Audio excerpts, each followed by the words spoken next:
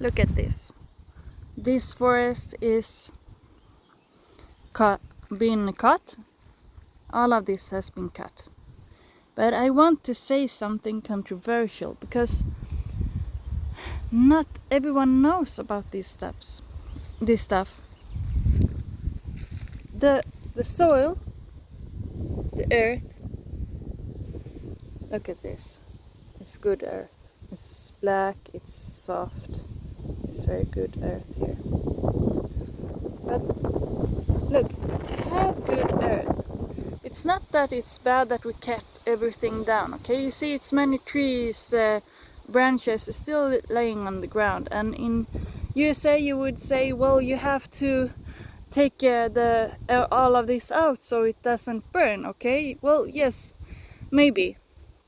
But also remember, guys, in USA that the reason that everything burnt was also because somebody put a fire when it was blowing. That was on purpose, okay? You shouldn't forget that fire that you had in Los Angeles was on purpose so that you could build something new. It was on purpose. Don't forget that. It's not about the branches, okay?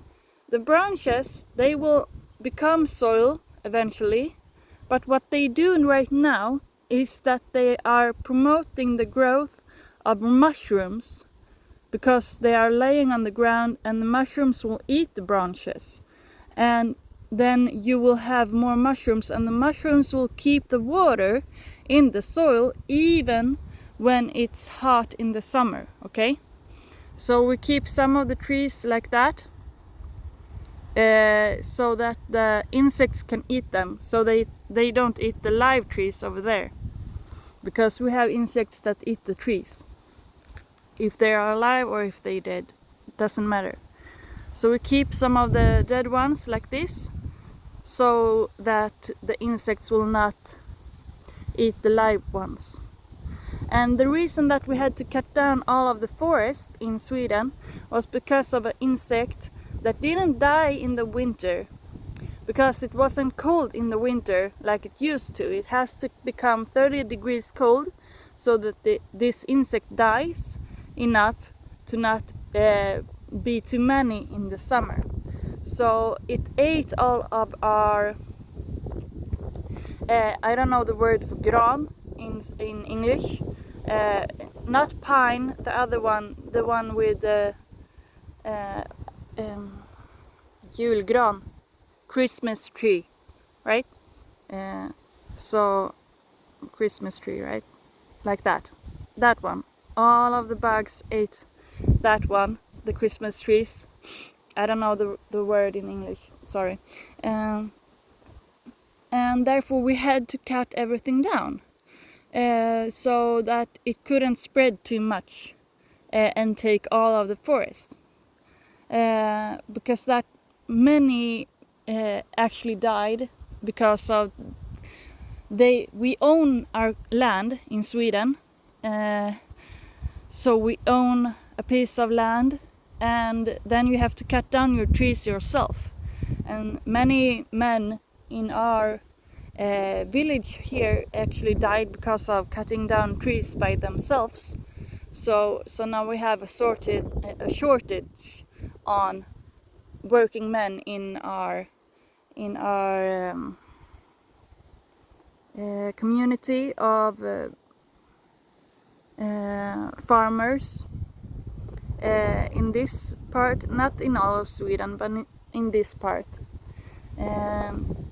So that's very sad. We should do something about that. Maybe remarry new men or something, or get more children, I don't know. But yes,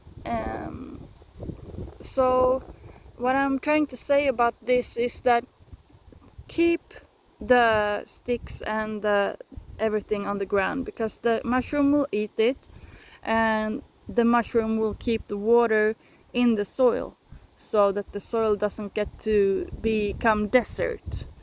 And that's very important. And then you can also go into the forest that is cut, and you can plant the trees that you want. If you want oak, because it makes more money, you can have oak.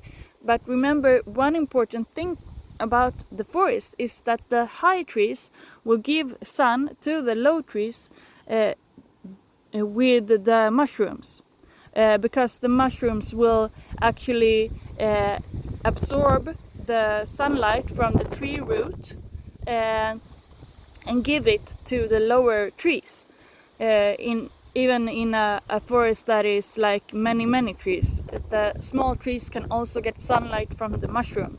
So that's why the mushroom is so important, and that's also why it's important to have many different kind of trees. Now we have maybe 10 kinds of trees in Sweden, and in USA you have different kinds. You don't have the same that we do. Some are the same and some are not. We have björk, en, tall, ek, lönn, rönn, asp, alm. So it's different kinds of trees, and also sälj or lärk. And all of these trees, you have to have all of them. If you want to make much money, you can have much tall, pine trees, and you can have some oak trees. Then you will make much money from cutting down your forest. But I recommend, even though, to have the other kinds also planted in. You don't need to have much. It doesn't have to, but just like you can have some, one here and one there and one there, different kinds, because this will help the mushrooms thrive, because then the mushrooms will have different roots to eat and get nourishment from, because all the trees get different nourishment from the soil and from the sun and from the water, and they will produce different things, and that will produce different mushrooms.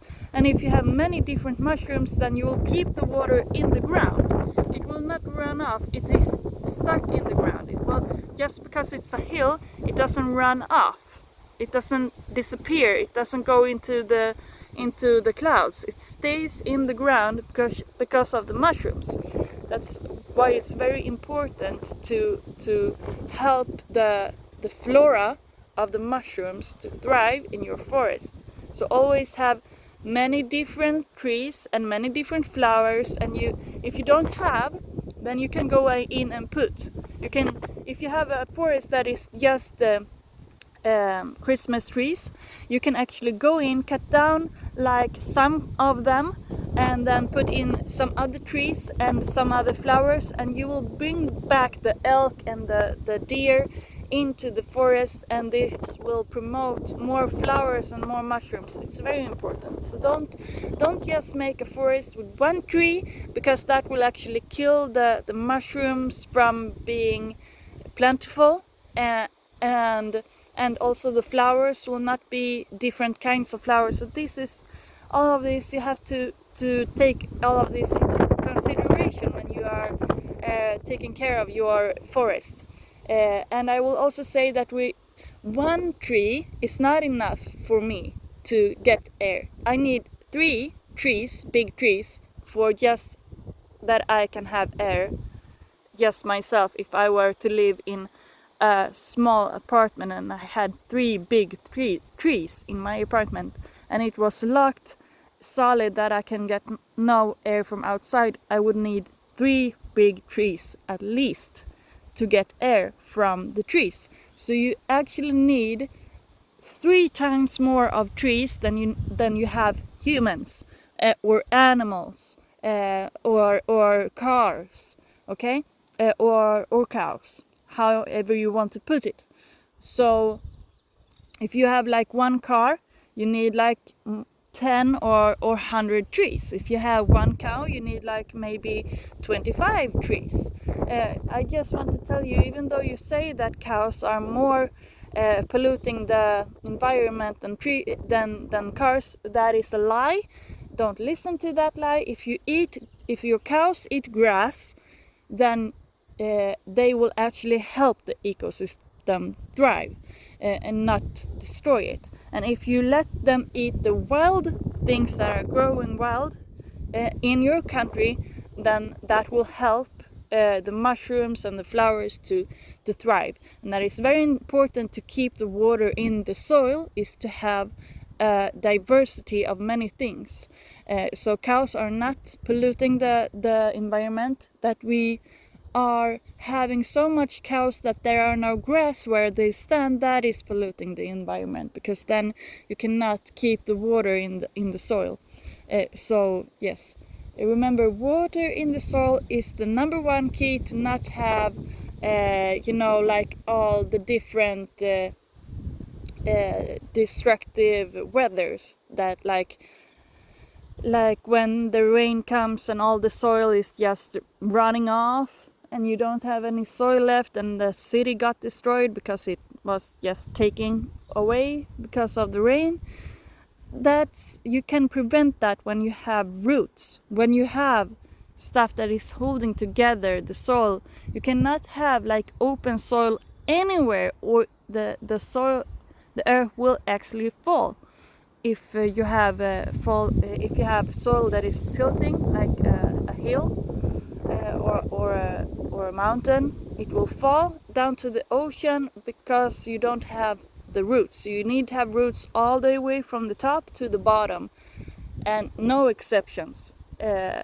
Like if you have like a road, or if you have like open because you wanted to make some wheat or something, like one crop of one thing, you will actually have this that the rain will take the earth and it will fall, and all the city will fall, everything will fall down.